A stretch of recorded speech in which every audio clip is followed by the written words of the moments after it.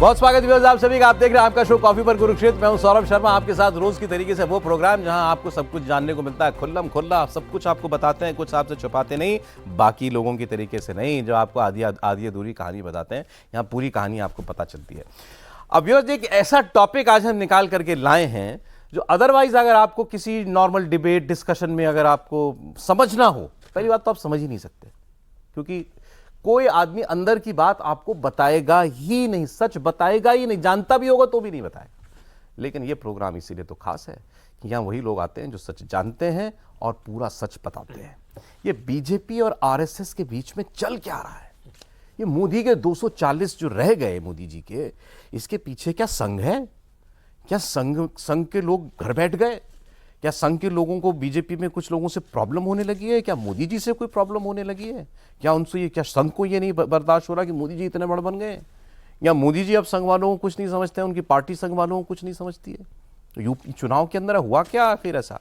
तो ये बात आज आपके सामने बिल्कुल खुल्लम खुल्ला हम क्लियर कर देंगे कि आखिर संघ क्या है, बीजेपी क्या है और इस वक्त इन दोनों के रिश्ते क्या। अभी आप देखिए, बयान देखिए कैसे कैसे आ रहे हैं।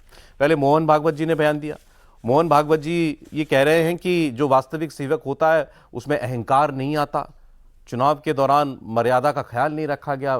जो रेस चल रही थी, होड़ चल रही थी, उसमें मर्यादा का ख्याल नहीं रखा गया। लोगों ने कहा ये तो सीधे बीजेपी के लिए बोल रहे हैं, बीजेपी की टॉप लीडरशिप के लिए बोल रहे हैं। फिर अब एक दूसरे नेता आ गए, इंद्रेश कुमार संघ की।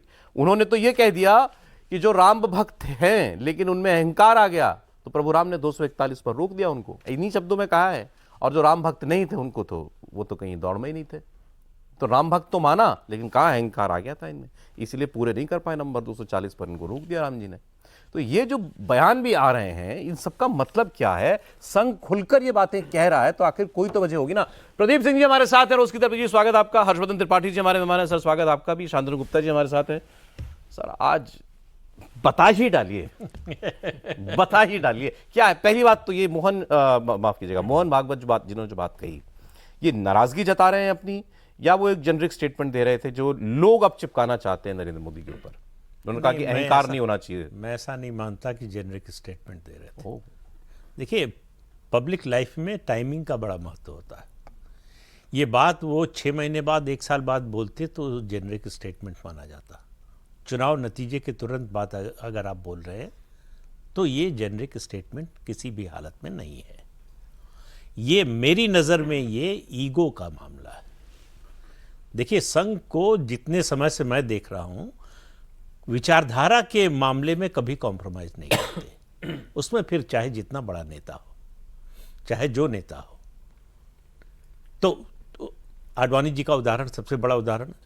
आज जो बीजेपी है उसको बनाने में आडवाणी जी का बहुत बड़ा योगदान है, लेकिन वहाँ भी उन्होंने कॉम्प्रोमाइज़ नहीं किया। जब आडवाणी जी जिन्ना की मज़ार पर गए, वहाँ जो उन्होंने स्टेटमेंट दिया उसकी कॉपी आई बीजेपी के दफ्तर में, हेडक्वार्टर में दिल्ली में, कि इसको उन्होंने कहा था जिन्ना सेक्युलर थे। हाँ। उसको जो है प्रेस को बांट दिया जाए। जो ऑफिस सेक्रेटरी थे वो इस समय ऑफिस के इंचार्ज थे, प्रमोद महाजन जनरल सेक्रेटरी थे। उनको फ़ोन किया, उन्होंने कहा पढ़ के सुनाओ। पढ़ के सुनाया। बोले इसको ड्रॉअर में डालो, ताला बंद कर दो, जब तक मैं लौट के नहीं आता हूँ किसी को बताना मत। आडवाणी जी ने कहा? नहीं, प्रमोद महाजन। अच्छा। गुवाहाटी में थे, लौट कर आए। उसके बाद जो कोर ग्रुप है उसकी मीटिंग हुई। प्रमोद महाजन, उस समय संजय जोशी महामंत्री, संगठन महामंत्री थे, वेंकैया नायडू, अनंत कुमार, अरुण जेटली, सुषमा स्वराज, इन लोगों की बैठक हुई। उसमें उस पर डिस्कशन हुआ। ये हुआ कि ये किसी तरह से प्रेस में नहीं जाना चाहिए। अच्छा। और नहीं जाना चाहिए, और ये तय किया गया कि वेंकैया नायडू जब आडवाणी जी लौटेंगे तो एयरपोर्ट पर जाएंगे और उनसे कहेंगे कि वो प्रेस से बात न करें जब तक पार्टी में बात ना हो। वेंकैया जी प्रेसिडेंट थे? नहीं, जनरल सेक्रेटरी। अच्छा, ठीक है। तो उनको ये जिम्मेदारी दी गई थी। तो आडवाणी जी एयरपोर्ट पर उतरे और एयरपोर्ट पर ही प्रेस कॉन्फ्रेंस कर दी उन्होंने। ओहो। उसके बाद फिर शाम को बैठक हुई पार्लियामेंट्री बोर्ड की। उनसे कहा गया कि आप बयान वापस लीजिए। उन्होंने मना कर दिया। उनके खिलाफ निंदा प्रस्ताव पास हुआ। पार्टी ने अपने अध्यक्ष सिटिंग प्रेसिडेंट के खिलाफ निंदा प्रस्ताव पर। और याद होगा आपको, उसके बाद उन्होंने चिट्ठी जो है लिखी थी और ये कहा था कि ये पार्टी दीनदयाल उपाध्याय और जो है नानाजी देशमुख की पार्टी नहीं रह गई। तो अब आप देखिए, जो लोग बैठे थे उस बैठक में सब आडवाणी जी के बनाए हुए स्टिल, लेकिन जब चुनने का मौका आया व्यक्ति में और विचारधारा में, तो विचारधारा को चुना। तो विचारधारा पर कॉम्प्रोमाइज, और आपको याद करें अटल बिहारी वाजपेयी प्रधानमंत्री थे, और उससे पहले जो उनकी सरकार बनने से पहले स्वदेशी जागरण मंच ने बड़ा अभियान चलाया था स्वदेशी का। तो इंश्योरेंस में एफडीआई आने की बात हो रही थी, फैसला ले रही थी सरकार, और तमाम तरह के इकोनॉमिक रिफॉर्म हो रहे थे। अशोक सिंघल, दत्तोपंत ठेंगड़ी और के एस सुदर्शन सरसंघ चालक थे उस समय। तीनों लोगों ने प्रेस कॉन्फ्रेंस करके बयान दिया कि ये देशद्रोही है, अपने प्रधानमंत्री को। होगा, तीनों लोगों ने कहा। और जो है, तो ये संघ का जो है, ये एक चरित्र लोगों के सामने है कि ये विचारधारा से समझौता नहीं। अब उनको किस चीज से एतराज है? उन्होंने इसमें विचारधारा का मामला नहीं है, इसमें ईगो का मामला है, जो काफी समय से चल रहा है। किनकी ईगो?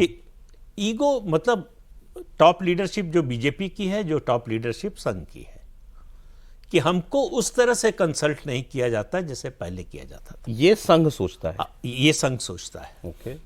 और उनको मतलब ये स्वयंसेवकों में और बीजेपी का भी एक वर्ग है जो ये मानता है कि एक झटका बड़ा जरूरी था। किसी ने पूछा चुनाव नतीजे के बाद कि क्या रिएक्शन है, तो जवाब था कि कार्यकर्ता जो है मस्त है, नेता पस्त है। तो कार्यकर्ता खुश है? कार्यकर्ताओं का एक वर्ग है जिसको लग रहा था कि हमारी तो कोई पूछ ही नहीं रह गई, हमारा कोई महत्व नहीं रह गया। जिस तरह से बाहर के लोग आ रहे थे, जिन लोगों के खिलाफ उसने अभियान चलाया, उनका चुनाव प्रचार करना था उसको। तो ये सब मिलकर बना है। तो ये जो भागवत जी का बयान है, मेरा मानना है कि ये अपने पैर पर कुल्हाड़ी मारने जैसा है। ये आप नुकसान किसी और का नहीं कर रहे हैं। आपका जो पद है, आपकी जो प्रतिष्ठा है, आप सीधे प्रधानमंत्री को फोन उठाकर कोई भी बात कह सकते हैं। संघ और भाजपा के वरिष्ठ नेताओं की बैठक होती रहती है। संघ का एक वरिष्ठ पदाधिकारी और प्रतिनिधि है जो संपर्क का काम करता है। समकक्ष हैं, मतलब एक ही जनरेशन के लीडर्स हैं, और इनकी बड़ी अच्छी आपस में ट्यूनिंग है। ये अभी तक तो यही था, नैरेटिव तो यही था। नहीं, उसमें कुछ और भी बातें हैं। तो ये कहानी 2013 से शुरू होती है, आज की नहीं है, बल्कि उससे पहले जब गुजरात के मुख्यमंत्री थे नरेंद्र मोदी, तब से शुरू होती है। संघ के कई संगठनों को उन्होंने जो है सो अब इस वक्त जो है संघ की लीडरशिप खुलकर ये बता रही है कि भाई हम ये मानते हैं कि आप हमें तरजीह नहीं दे रहे, आप हमसे उस तरीके से कंसल्ट नहीं करते जैसे करना चाहिए था आपको, आप में अहंकार आ गया है। हाँ, ये वो क्लियरली बोल रहे हैं, एकदम साफ बोल रहे हैं। सर जी देखिए, मैं इसको एकदम इस तरह से नहीं देखता हूँ। ये बिल्कुल ठीक बात है कि राष्ट्रीय स्वयंसेवक संघ के सरसंघ चालक जब मोहन जी कुछ बोलते हैं तो उसका मतलब बहुत निकलता है, और विशेष करके जब भारतीय जनता पार्टी की सरकार रहती है तो मीडिया हेडलाइन खूब बनती है। उसके अलावा ठीक ऐसी ही बातें लगातार जब भी संघ प्रमुख जो भी रहे हैं वो इसी तरह की बात करते रहे। अब जब इसी तरह की बात कहते हैं तो क्या मणिपुर उस वक्त हुआ था? नहीं, उस वक्त जो भी घटना हुई होगी उस पर यही सेम टिप्पणी होगी। उस वक्त जो भी सरकार रही होगी उसमें अगर कोई काम नहीं होगा तो यही सेम टिप्पणी। ये जो संघ के स्वयंसेवकों के लिए सबसे बड़ा वर्ग लगता है, अभी उसको उन्होंने कार्यकर्ता विकास शिविर भाग 2 कर दिया है, नया नाम दे दिया है। उसमें नागपुर में बोल रहे थे, स्वयंसेवक के मन में प्रतिदिन की शाखा से जो ढेर सारे प्रश्न उठते हैं, संघ काम कैसे करता है, इसी तरह से करता है। वो प्रतिदिन जो प्रश्न उठते हैं वो ऊपर जाते हैं, और ऊपर से जो उसका जवाब देना हो तो नीचे आता है, तो प्रतिदिन शाखा तक पहुंच जाता है। ये अपने आप में कमाल की दुनिया की शायद ऐसी कोई कम्युनिकेशन की कोई ऐसी स्ट्रेटजी, ऐसी कोई नॉर्मल स्वयंसेवक अपनी क्वेरीज भेजता और टॉप से प्रतिदिन जो भी जहां है उसको रोज बौद्धिक सुनना है, रोज दंड प्रहार करना है, रोज व्यायाम करना है, लेकिन प्रतिदिन उसके मन में जो प्रश्न आते हैं वो भी वो पूछता है। कभी कोई बड़ा होता है, कभी बड़ा आयोजन होता है। अब ये सारे प्रश्न स्वयंसेवकों के मन में है, ये सारे प्रश्न स्वयंसेवकों के मन में हैं, लंबे समय से हैं कि क्या भारतीय जनता पार्टी अब जो इतनी बड़ी हो गई है, अब उसको संघ की आवश्यकता बस नहीं। एक सेकंड, एक चीज रह गई थी इस सब में ना। हाँ, ये भी जेपी नड्डा साहब ने जो एक बात कह दी थी एक इंटरव्यू में कि भाजपा को अब आरएसएस की बैसाखी की जरूरत नहीं है, पहले कभी होती थी अब नहीं है। वाजपेयी जी के जमाने में और आज के जमाने में बहुत कुछ बदल गया है। तब हम इतनी बड़ी पार्टी नहीं थे, अक्षम थे, हमें आरएसएस की जरूरत पड़ती थी, लेकिन अब हम काफी आगे बढ़ चुके हैं और अकेले अपने दम पर आगे बढ़ने में सक्षम है। तो पार्टी के अध्यक्ष तो ये कह रहे थे कि हमें संघ की जरूरत ही नहीं है, और इस बयान की खूब नाराजगी हुई संघ के अंदर। क्लियर है ये? देखिए, एक तो ये कि प्रधानमंत्री कौन है, संघ का एक प्रचारक। गृह मंत्री कौन है, उनका भी संघ का बैकग्राउंड है, विद्यार्थी परिषद का है, भारतीय जनता पार्टी में है। रक्षा मंत्री कौन है, वो भी उसी पृष्ठभूमि से आते हैं। ये जो राष्ट्रीय अध्यक्ष जगत प्रकाश नड्डा जी हैं, ये कौन है, ये भी उसी पृष्ठभूमि से आए हैं जब संघ की जरूरत पड़ती रही होगी या संगठनों की जरूरत पड़ती रही होगी। और आज सचमुच भारतीय जनता पार्टी इतनी बड़ी है जिसमें संघ को अगर आप गिनती में कहेंगे तो वो निश्चित तौर पर आपको छोटा दिखेगा, लेकिन संघ हमेशा एक दो लाइन कहता है कि संघ कुछ नहीं करता, स्वयंसेवक सब कुछ करते हैं। अभी जो संघ कुछ नहीं करता और स्वयंसेवक कुछ नहीं करते हैं, उसके बीच में और एक बात मैं आपको बता दूं, ये देश को भी जानना चाहिए। राष्ट्रीय स्वयंसेवक संघ के अभी के सरसंघ चालक डॉक्टर मोहन राव भागवत हों या अभी के सर कार्यवाह डॉक्टर दत्तात्रेय होसबाले जी हों, ये दोनों लोगों के नरेंद्र मोदी से जो रिश्ते हैं वो शायद ही कोई उसको परिभाषित कर सकता हो। लेकिन नीचे के जो भाजपा और संघ के रिश्ते हैं, शायद उसमें अब उस तरह से चीजें। और एक चीज है, वो तो खुद ही कह रहे हैं कि अब हमें जरूरत नहीं पड़ती, हमें जरूरत नहीं है संघ की। वो मैं कह रहा हूं ना, वही कि जो मूल विचार का कार्यकर्ता है और जो बाहर से आया हुआ व्यक्ति है, जिसको वहां अक्सर कहा जाता है कि चाहे नेता तो हैं, संघ संस्कार के हैं क्या। पहले तो ये भी कहा जाता था ना, किसी भी पार्टी किसी भी प्रदेश में नड्डा जी को तो आप खुद, संघायु क्या है, ये भी नड्डा जी को तो आप खुद ही मान रहे हैं ना, संघ क्या भी आपने क्या संघ से आए हैं वो। संघ से आए नहीं, हैं। मेरा भी ये मानना है कि नड्डा जी की तरफ से ये बयान नहीं आना चाहिए था, और अगर आया तो उसका स्पष्टीकरण। और इसकी नाराजगी है ना संघ में सर। चुनाव के ये बीच में इसकी दोनों जरूरत क्या थी? बयानों की टाइमिंग गलत है। नहीं, आप कह रहे हैं बात सही गलत की बात तो बाद में है, कि नहीं, नड्डा जी को भी नहीं कहना चाहिए था इस बिल्कुल नहीं वक्त, कहना चाहिए था, वो भी चुनाव के बीच में आप और कह रहे हैं। भागवत साहब को भी नहीं कहना चाहिए बात जो उन्होंने कही है। नहीं, लेकिन ये बात बंद कमरे में होनी चाहिए थी कि आप में अहंकार आ गया था, आपको जो भी लगता है, जो सब कह रहे हैं कुछ आपस में कहिए। कहो ना यार। हाँ, हाँ। कि ये हो गया, हाँ, तो लेकिन इसकी हमारे वजह जैसे से लोगों ये के लिए हुआ, अच्छा खबर आई ना। इसकी वजह से कार्यकर्ता पर असर पड़ा, स्वयंसेवक पर असर पड़ा, और इसको सुधारने का प्रयास होना चाहिए। ये सब बात नहीं तो इस फोटो में जो तीन तस्वीरें लगी हुई एक हैं, लाइन में जरूर बोल दूं, मोहन जी का वो बयान नहीं है, वो कोई इंटरव्यू नहीं है, वो आप उनके वो भाषण का हिस्सा है। स्वयं सेवकों के समारोह में ऐसे वो ये बोलना होता ही, आप मुद्दा छोड़ ही नहीं सकते। विजयादशमी उद्बोधन, और वो कोई चुनाव की वजह से वो वर्ग तय नहीं होता। नहीं, वर्ग तो इसी समय होता है गर्मियों में, इसी तरह से देश भर से चुनकर लोग जाते हैं और सारे जो महत्वपूर्ण मुद्दे हैं उस पर वो बात करते हैं। ठीक है, इसके लेकिन पहले भी ऐसे ही वो करते ठीक है, लेकिन वो जैसा सर ने कहा कि टाइमिंग इज वाइटल, ठीक बात। तो ऐसा है वो कि ये वो बात हो सकता है किसी और ऐसा- शब्दों में कह सकते थे। ऐसा तो नहीं है कि वो ये नहीं समझते कि हम इस समय अगर ये बोल रहे हैं तो इसका संदेश क्या जाएगा, बिल्कुल जाएगा, और ये इसका रिपोर्ट असर होगा क्या होगा। हाँ, परिस्थिति भी तो देखना होता है कि आप किस परिस्थितियों में और किस तो समय आज पर की बोल भाजपा को नहीं लगता कि हमें जरूरत है संघ की, ये मतलब हुआ।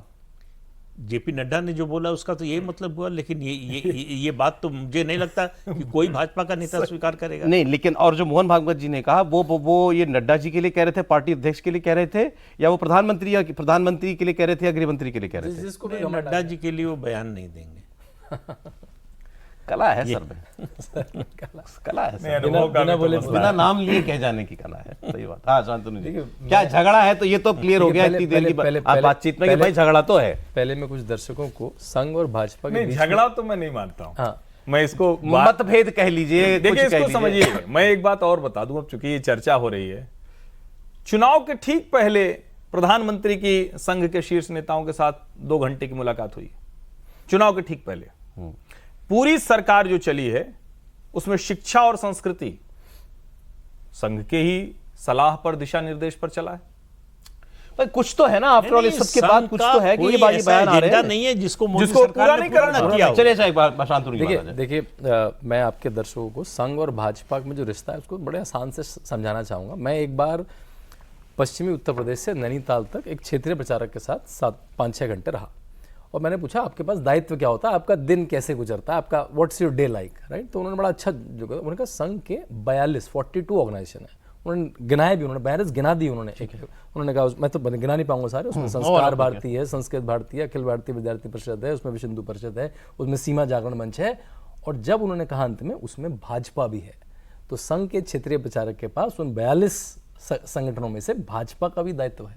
अब उसमें वो भाजपा का क्या दायित्व है कि उसमें जो हमारा मुद्दा है, जो भी हमारे विषय हैं, वो उन पे ठीक से आ रहे नहीं आ रहे। अरे भाई, उनका चीफ मैनेजर जो किसी कंपनी का होता है, जैसे ऐसे चीफ मैनेजर तो इसमें संघ का होता है, संगठन महामंत्री। ये ना कोई नॉर्मल व्यक्ति तो नहीं RSS समझ बेचती है पाएगा। ना। ये बड़ी मैच्योर रिलेशनशिप है। अगर वो पब्लिकली आके कह रहे हैं तो मेरे ख्याल से कोई सेंसेशन क्रिएट करने नहीं कह रहे हैं। ये एक बड़ी मैच्योर रिलेशनशिप है कि मैं आपको पब्लिकली आके बोल सकता हूँ। इस चुनाव में अब ये बयान आ गए, इसका मतलब आपके बीच में कुछ तो था जो तालमेल में, जो आप कह लीजिए ईगो क्लैश थी या व्हाटएवर, कुछ भी था, या आप लोग एक दूसरे सेम पेज पे नहीं थे बेसिकली, तो उसका चुनाव में नुकसान हो गया ना, इस वजह से हुआ। अगर कुछ देखिए, दिल्ली में जैसे मेरी जानकारी, संघ ने करीब 1.5 लाख या 1,20,000 छोटी सभाएं करी जो घरों में करी, तो वो संघ तो एक्टिव था। अब संघ एक जगह एक्टिव था, पूरी तरीके से था, कहीं पे शिथिल हो सकता है, कहीं पे शिथिल हो सकता है। एक चीज, मुझे एक सवाल का जवाब दीजिए। संघ बीजेपी से ज्यादा समाज में काम करता है। बिल्कुल, बीजेपी चुनाव के समय करती है, और उसके अलावा कुछ कार्यक्रम होता है और कोई सामाजिक काम नहीं करती भाजपा, तो राजनीतिक काम करती है केवल। दलित वोट बीजेपी से जा रहा है, यह सूचना क्यों नहीं मिली संघ को? या तो स्वयंसेवक नीचे सक्रिय नहीं था, या उसको लगा कि ये बताने की जरूरत नहीं है। मुझे जानकारी नहीं है कि क्या हुआ, या तो उसको भी नहीं पता लगा, या उसको पता था उसने बताया नहीं। नहीं, देखिए दोनों बातें ये ठीक, बड़ा अच्छा हमने अभी एक प्रोग्राम में ये सब बस एक छोटा सा इंटरवेंशन है मेरा। ये भी हम लोगों ने प्रोग्राम में अभी पिछले कल या परसों डिस्कस किया था हमने कि भाई बीजेपी का कार्यकर्ता डिमोरलाइज था। तो बीजेपी का कार्यकर्ता डिमोरलाइज है, तो ऐसा तो है नहीं कि संघ के कार्यकर्ता का कोई फर्क नहीं पड़ रहा होगा। इसका मतलब संघ का कार्यकर्ता भी कुछ ना कुछ उपेक्षा महसूस कर रहा होगा। बात सही है कि नहीं? आप मुझे बताइए, संघ के कार्यकर्ता के रूप में 1 मिनट के लिए सोचिए। और संघ और बीजेपी का कार्यकर्ता अलग अलग चीज हैं क्या? अगर एक ही चीज है? नहीं, अगर कोई एक नेता कहता है कि मुंबई में जो हमला हुआ आतंकवादी, वो संघ के लोगों ने कराया और उसको टिकट दिया जाता है, कृपा शंकर सिंह, बिल्कुल, तो क्या सोचेगा? और या मुलायम सिंह यादव को पद्मश्री मिल जाता है, पद्मभूषण मिल जाता है। कार सेवकों पर गोली चलाने वाले। आरएसएस का वर्कर, बीजेपी का वर्कर, ये दो अलग एंटिटी हैं या एक ही चीज है? नहीं, पहले तो एक ही थे। जो उधर से आता था वही उधर बढ़ जाता था। आपको राजनीति में रुचि है तो आप उधर चले जाइए। और एक ये भी जानना चाहिए कि सभी अनुषांगिक संगठनों में, जिसमें भाजपा भी है, जो उनका संगठन महामंत्री होता है वो राष्ट्रीय स्वयंसेवक संघ से आप कहिए कि लोन लिया हुआ होता है। मोदी जी खुद वो थे, मोदी जी खुद भी वही संगठन महामंत्री जो बीजेपी के पूरे एक बेसिकली वो संगठन का एक किस्म का वो है, जब चाहे वापस बुला सकता है। जैसे रामलाल जी को बुला तो वो जो इस वक्त वो बीएल संतोष, पहले रामलाल जी थे, वो संघ में वापस। लेकिन उसका काम ये कतई नहीं होता है कि वो डे टू डे एक्टिविटीज वो नागपुर से या संघ से पूछ कर करता है। ये कमाल की स्वायत्तता। फिर वो बीजेपी का हो जाता है, वो बीजेपी का हो उस समय के लिए। लेकिन जब प्रतिवर्ष अखिल भारतीय प्रतिनिधि सभा होगी, तो जैसे दूसरे संगठन महामंत्री अपना वृत्त बताते हैं, वैसे ही ये भी वृत्त बताते हैं। मतलब अपनी क्या चीजें देता है। नहीं, लेकिन ये ब्रिज नहीं है, वो संगठन महामंत्री ब्रिज है, वो आरएसएस और बीजेपी का ब्रिज है ना। ये ब्रिज है, बिल्कुल। तो ये ब्रिज क्या, तो ये ब्रिज क्या कर रहा है अगर संघ प्रमुख को ये सारे बयान देने पड़ रहे हैं और बीजेपी प्रेसिडेंट को ये कहना पड़ रहा है? कर लूं तो शायद समझ में आ जाए। ब्रिज है, और यही एक ब्रिज नहीं है। संघ के जो सह सरकारवाह होते हैं, अभी 5 हैं, उनमें से एक के जिम्मे भारतीय जनता पार्टी से समन्वय का जिम्मा होता है। पहले डॉक्टर कृष्ण गोपाल जी थे, अभी अरुण कुमार जी हैं। तो ये संगठन महामंत्री के अलावा ये संघ का एक सीनियर आदमी है, एक सह सरकार जो बीजेपी के मैटर्स डील करता है। एक तरह समझिए डेप्यूटी जनरल सेक्रेटरी। और आपने देखा होगा तो जब शपथ ग्रहण था, वहां अरुण कुमार जी और सुरेश सोनी जो पहले रहे, तो दोनों लोग वहां थे। इसको भी जरा समझिए आप। ये ठीक बात है कि जब आपने कहा, और जो प्रदीप जी ने सवाल किया, बड़ा अच्छा सवाल है कि जब अगर दलित जा रहा था या कोई जा रहा था तो संघ के लोगों ने क्यों नहीं बताया। शायद बीजेपी की मशीनरी इतनी बड़ी हो गई है, या कहें कि उसको लगता है कि हम जो एक इवेंट स्टाइल में और बड़े बड़े लोग आ गए, उन सबको लेकर हम चल लेंगे। अब जैसे एक जौनपुर का उदाहरण दे रहे हैं कि भाई 26/11 आरएसएस की साजिश, उस पुस्तक के लोकार्पण में महेश भट्ट और दिग्विजय सिंह के साथ कृपाशंकर जी भी थे, वो प्रत्याशी हैं। अब ये चीजें ये स्वयंसेवक को परेशान करती है।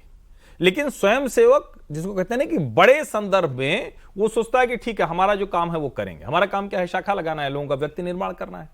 लेकिन जब उसमें कहीं उनको लगता है कि बहुत बड़ा झटका हो रहा है, जैसे जो जिस लेख का उल्लेख किया जाता है रतन शारदा जी जो ऑर्गेनाइजर में लिखा, तो उन्होंने यही कहा कि भाई वो अपने बबल में थे। लेकिन एक चीज उन्होंने ठीक कही और मैं फिर से दोहरा दूं, संघ भाजपा का, संघ का स्वयंसेवक भाजपा का कार्यकर्ता नहीं है। संघ का स्वयंसेवक अपना काम वो अपना अलग काम कर रहा है। उसमें से कुछ लोग राजनीतिक रुचि के होते हैं, वो भाजपा में लेकिन वो चुनाव के वक्त फिर बीजेपी के लिए काम करने लगता है। वो चुनाव के वक्त के लिए नहीं, वो समाज प्रबोधन के लिए हर वक्त काम करता है। चुनाव के वक्त उसको लगता है कि अगर ये राष्ट्रीय विमर्श खड़ा रहेगा उसमें भारतीय जनता पार्टी उसको सबसे नहीं, नजदीक। चुनाव के वक्त तो प्रचार नहीं करता बीजेपी। प्रचार नहीं करता है, उसका अपना काम है। जैसे अभी इन्होंने कहा ना, देश भर में संघ ने ड्राइंग रूम बैठ के किए हैं, देश भर में संघ ने मुद्दों पर बात की है, और वही कहते हैं कि भाई 370 राम मंदिर है। पूरा जो राम मंदिर उन बैठकों में अंत में यही तो कह के उठता होगा कि वोट मोदी जी को देना। नहीं, निश्चित तौर पर अभी तो ये कहा ही जाता है। हाँ, अभी तो ये निश्चित तौर पर कहा जाता है। लेकिन चूंकि कई बार होता है ना, और ये बड़ा हो चुका है, परिवार का कोई जिसको कहे ना कि बड़ा काबिल बच्चा हो जाए, उसके पास सारे अपने संसाधन हो जाएं, और उसको लगे कि दूसरे लोग जो घर में कुछ कर देते थे तो अब क्या जरूरत है, गाड़ियों का काफिला हमारे पास है, तो वो आता है तो गाड़ियों के काफिले में ही आता है। जो पहले दिन गाड़ी दे के भेजता है वो गाड़ी खड़ी हुई है वहां। बीजेपी संघ को पूछ नहीं रही, सीधे बोल दूं मैं,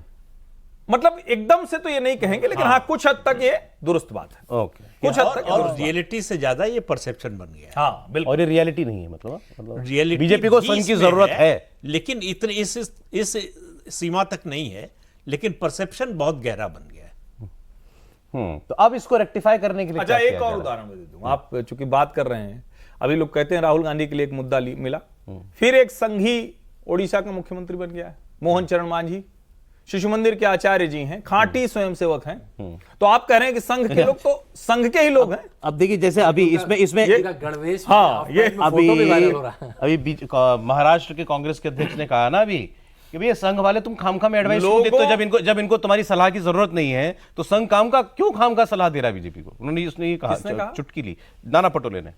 कांग्रेस नहीं, अब देखिए नाना पटोले तो देखिए कांग्रेस के लोगों को, मैं ये कह रहा हूं कि ये इसका मतलब, ये मैंने नाम सिर्फ इसलिए लिया, ये उदाहरण इसलिए लिया कि कुछ तो है ना, आग लगी है इसलिए धुआं उठ रहा है, तो जो धुआं देख रहा है वो बता भी रहा है। देखिए अब वो आपका दुश्मन है, दुश्मन ही बता रहा है। संघ और भाजपा के बीच में इस तरह की कभी कभी की रस्साकशी वो सब चलता है, लेकिन निजी अहंकार से इतर ये संघर्ष या ये जो भी आप नाम दे, बहुत दूर नहीं जा सकते। अब जरा थोड़ा सा बुलेट पॉइंट से मुझे बताइएगा। हाँ, इस चुनाव में संघ ने उस तरीके से लग के मोदी जी के लिए काम किया, उनके इलेक्शन के लिए काम किया या नहीं किया? शॉर्ट नहीं, देखिए, जब बीजेपी हार जाती है तो होता है संघ ने काम नहीं किया, जीत जाती है तो ये होता कि संघ न लगता तो जीतते नहीं। ये एक परसेप्शन बना हुआ है। हाँ। लेकिन संघ का स्वयंसेवक हो या भाजपा का कार्यकर्ता, वो कोई मशीन नहीं है, इंसान है, जीता जागता। ऑफ ऑन नहीं हो उसको भी अच्छा लगता है, बुरा लगता है, उसके मन में भी भावना है, संवेदना है, जो परिस्थितियां हैं जो वो देख रहा है उसका असर उस पर होता तो है। ये दोनों ही बीजेपी के कार्यकर्ता और संघ का स्वयंसेवक दोनों आप कह सकते हैं उत्साहित नहीं थे इस बार। दोनों जो है अन्यमनस्क हो गए थे। अच्छा, ठीक है। एक बात उनके पास काम नहीं था। असली बात आप समझिए, जब बहुत बड़ा एजेंडा, बहुत बड़ी ड्राइव चल रही होती है तो उनके पास उस तरह का काम नहीं था। उनको, जैसे कई बार लोग कहते हैं ना, अभी आ रहा है कि जितने हारे हुए प्रत्याशी हैं वो सब दे रहे हैं कि हमको इन्होंने हरा दिया, फलाना जी हमारे साथ नहीं। अब उनसे पूछा जाना चाहिए कि जब टिकट मिला था तो तुम किन किन लोगों के पास गए थे, किनको किनको तुमने बुला कहा था कि ये काम करो। तो सर मेरे पास खबर यहां तक है आज की, मैं जो ये तैयारी करके आया था, कि अब शायद संघ जो है वो इस बात के लिए इंसिस्ट कर रहा है कि अब भाजपा का जो अगला अध्यक्ष हो उसमें हमारा दखल होना चाहिए। और क्या हमेशा होता है क्या, या इस बार वो ऐसा चाह रहा है? संघ की सलाह से ही होता है। राष्ट्रीय अध्यक्ष बहुत बड़ा दखल तो ठीक शब्द नहीं होगा, लेकिन जो है संघ की सलाह से ही होता है। किसी ने, अब ये यूनिलैटरल फैसला बीजेपी नहीं करेगी इस बार, करेगी तो संघ के साथ लग के पहले भी नहीं कभी करता नहीं होता था। मतलब ये कभी मतलब नहीं होता था। एक सहमति बन जाती थी। अगर मान लीजिए कि किसी का नाम बीजेपी ने दिया और संघ को ऐतराज है उस पर, पसंद है, फिर जो है वो मुश्किल है उसका बनना। अरे कभी क्या बीजेपी संघ के रिश्ते ऐसे भी थे कि प्रधानमंत्री तक या प्रधानमंत्री का उम्मीदवार कौन होगा ये संघ डिसाइड करेगा? यही मोदी जी करता है मोदी जी मोदी जी क्या मतलब? तब के सह उनके नाम का तब के सह सरकारवाह दत्तात्रेय होसबाले ने 2013 में सबसे पहले प्रधानमंत्री पद के लिए नाम प्रस्तावित किया था। तब आडवाणी जी, और जो कहा जाता इन है ऑफिशियल कैपेसिटी कह रहा हूं मैं, ऐसे नहीं कि मैं ऑफिशियल कैपेसिटी की बात कर रहा हूं। अच्छा। और तब जो इनकी टीम थी आडवाणी जी की, वो टीम तो सबसे स्ट्रांग थी, लगता था कि भाजपा तो वही चला रही है। तब भी संघ ने कहा था कि नहीं, मोदी संघ ने वीटो मोदी किया जी को आप बनाइए, और मोदी जी उसके प्रधानमंत्री पद के लिए उम्मीदवार बन गए। नहीं, अब वो केवल सुझाव नहीं, मैं पूछ रहा हूं कि ये बीजेपी ने, आरएसएस ने मोदी जी का नाम फॉरवर्ड किया, फैसला किया संघ में भी। हाँ, तो ये निर्णय हो गया कि संघ ने निर्णय कर दिया कि यही होगा। पक्ष में नहीं था, लेकिन निर्णय हुआ, और निर्णय इसलिए हुआ जिस तरह के सवाल स्वयंसेवक बैठकों में संघ के ऐसे निर्णय ये बाइंडिंग होते हैं बीजेपी पर या नहीं होते? बिल्कुल होते हैं। देखिए, जिस तरह का संबंध है उसमें इस तरह की शब्दावली का इस्तेमाल नहीं। समझ रहा हूं मैं, लेकिन संघ ने अगर ये अपनी तरफ से कहा कि ऐसा होना चाहिए, तो BJP more often than not उसको मानती है या नहीं मानती? मानती है। तब जब संघ का इसको थोड़ा सा और जिससे समझ में आ जाए, बीजेपी मानती है जब आप कहेंगे तो लगेगा जैसे कोई मनवा रहा है। अरे वो संघ ही का निकला हुआ व्यक्ति है जो राजनीति कर रहा है, इसलिए वो मानता, उसको पता है कि यही होना नहीं। तो मैं ये कह रहा हूं कि 2013 से 2024 के बीच में अमित शाह से किसी ने कहा कि संघ के लोगों की पूछ नहीं हो रही है, और ये जो चर्चा चल रही है, तो उन्होंने कहा कि हम क्या है, वो खुद ही संघी है। ठीक है, तो मेरी पूछ नहीं हो रही है। 2013 में संघ की ये ताकत थी कि उसने, संघ ने डिसाइड किया और अनाउंस कर दिया कि नरेंद्र मोदी प्रधानमंत्री पद के उम्मीदवार बीजेपी के लिए होने चाहिए, और वो हो गए। जब आप खुद कह रहे हैं कि आडवाणी जी का कैंप नहीं चाहता था कि हो। अब कट टू 2024, 2013 से आज संघ ये कह रहा है कि बीजेपी में बड़ा अहंकार आ गया है। तो मैं ये जानना चाह रहा हूं कि आज संघ अपनी बात वैसे क्यों नहीं मनवा पा रहा, जैसा वो चाहता है, या जैसा आचरण वो चाहता है, जैसा वो बिहेवियर चाहता है पार्टी से, वैसा वो क्यों नहीं करवा पा रहा? संघ उतना बड़ा नहीं रह गया जितनी बड़ी बीजेपी हो गई है।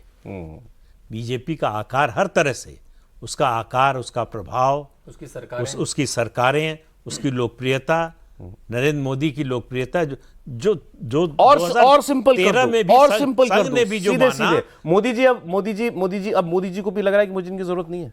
नहीं, ऐसा कभी नहीं, उनको कभी ऐसा लग नहीं सकता। इससे सरलीकरण और इससे बड़ा भ्रम, वो मृग मरीचिका ही है। जैसे राजस्थान में लगने लगता है ना, तो रेत पे थोड़ी दूर चलो, प्यास लग जाए तो ये गलत भी मोदी जी को कभी नहीं हो ही नहीं सकती। खुद संघ के प्रचारक है, प्रचारक रहे कोई तो ऐसा प्रॉब्लम क्यों है? फिर कौन है जो नहीं मान रहा संघ की, या संघ जैसा संघ चाहता है भी ऐसे चलना चाहिए, वो नहीं कर रहा, तो कौन है फिर वो?